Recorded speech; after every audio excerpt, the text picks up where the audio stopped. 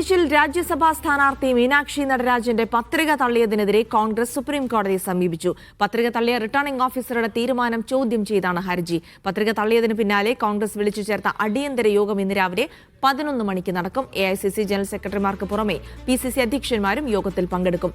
കമ്മീഷണറുടെ നടപടിക്കെതിരെ രാജ്യവ്യാപക പ്രതിഷേധത്തിനും പാർട്ടി ആസൂത്രണം നടത്തുന്നുണ്ട്. കോൺഗ്രസ് നൽകിയ പരാതിയിൽ തെരഞ്ഞെടുപ്പ് കമ്മീഷൻ ഇതുവരെയും മറുപടി നൽകിയിട്ടില്ല. റഷീദ് ബിൻ മുഹമ്മദ് വിവരങ്ങൾ നൽകും. ഡൽഹിയിൽ നിന്ന് റഷീദ്, അങ്ങനെ പത്രിക തള്ളിയതിനെതിരെ നിയമ വഴികൾ കൂടി തേടുകയാണ് കോൺഗ്രസ്. ഒപ്പം തന്നെ അതിനെ രാഷ്ട്രീയമായി പ്രതിരോധിക്കാനും ഒരുങ്ങുന്നു.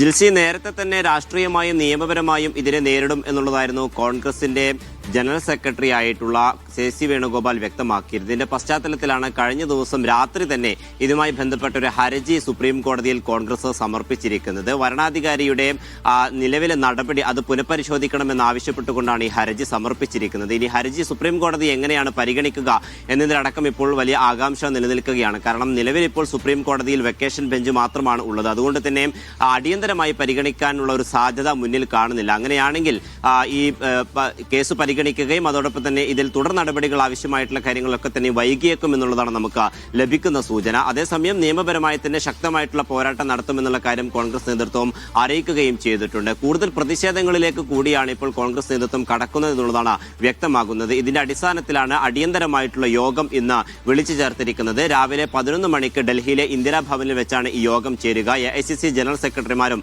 PCC അധ്യക്ഷന്മാരും ഒക്കെ തന്നെയും പങ്കെടുക്കും. കേരളത്തിൽ നിന്ന് PCC അധ്യക്ഷന് പകരം സണ്ണി ജോസഫിന് പകരം മന്ത്രി PC വിഷ്ണുനാഥ് ആയിരിക്കും പങ്കെടുക്കുക. അങ്ങനെ എല്ലാ നേതാക്കളും പങ്കെടുക്കുകയും കൃത്യമായി തന്നെ രാജ്യവ്യാപകമായിക്കൊണ്ട് തെരഞ്ഞെടുപ്പ് കമ്മീഷനെതിരെയും BJPക്കെതിരെയും ശക്തമായിട്ടുള്ള ഒരു പോരാട്ടത്തിന് തന്നെയാണ് ഇപ്പോൾ കോൺഗ്രസ് ആലോചന നടത്തുന്നത്. എന്തായാലും ഇന്ന് നടക്കുന്ന യോഗത്തിന് ശേഷമായിരിക്കും അതുമായി ബന്ധപ്പെട്ട പൂർണ്ണമായിട്ടുള്ള വിവരങ്ങളൊക്കെ തന്നെയും കോൺഗ്രസ് പുറത്തുവിടുക. ഈ നേരത്തെ തന്നെ ഇത്തരത്തിൽ കേസുകൾ ഉണ്ടായിരുന്നു. അതായത് പഞ്ചാബ്, ഗുജറാത്ത് അടക്കമുള്ള സംസ്ഥാനങ്ങളിൽ നിരവധി തവണ ഇത്തരം തെരഞ്ഞെടുപ്പ് ഘട്ടങ്ങളിലൊക്കെ തന്നെയും കേസുകൾ ഉണ്ടായിരുന്നു. പക്ഷെ അത് തരണം ചെയ്യാനുള്ള അല്ലെങ്കിൽ അതൊക്കെ തന്നെ മാറ്റിവെച്ചുകൊണ്ട് സ്ഥാനാർത്ഥികൾക്ക് മത്സരിക്കാനുള്ള ഒരു അവസരം ലഭിക്കുകയും ചെയ്തിട്ടുണ്ട്. ഈ കാര്യങ്ങൾ മുൻനിർത്തിക്കൊണ്ടാണ് കോൺഗ്രസ് പ്രധാനമായും ഇപ്പോൾ മീനാക്ഷി നടരാജന്റെ പത്രിക തള്ളരുത് എന്നുള്ളൊരു ആവശ്യം മുന്നോട്ട് വെച്ചിരിക്കുന്നത്. എന്തായാലും ഇതിനോടകം തന്നെ ഈ പത്രിക തള്ളിയിരിക്കുന്നുള്ള അന്തിമ തീരുമാനത്തിൽ തന്നെയാണ് തെരഞ്ഞെടുപ്പ് കമ്മീഷൻ നിലനിൽക്കുന്നത്. കോൺഗ്രസ് സമർപ്പിച്ചിട്ടുള്ള മെമ്മോറാണ്ടത്തിലും പരാതിയിലും ഏതെങ്കിലും തരത്തിലുള്ള വിശദീകരണം നൽകാനോ മറുപടി നൽകാനോ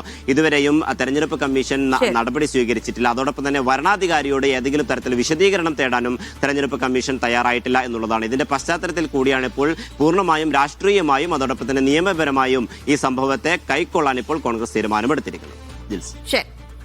റഷീദ് ബിൻ മുഹമ്മദാണ് വിവരങ്ങൾ നൽകിയത്.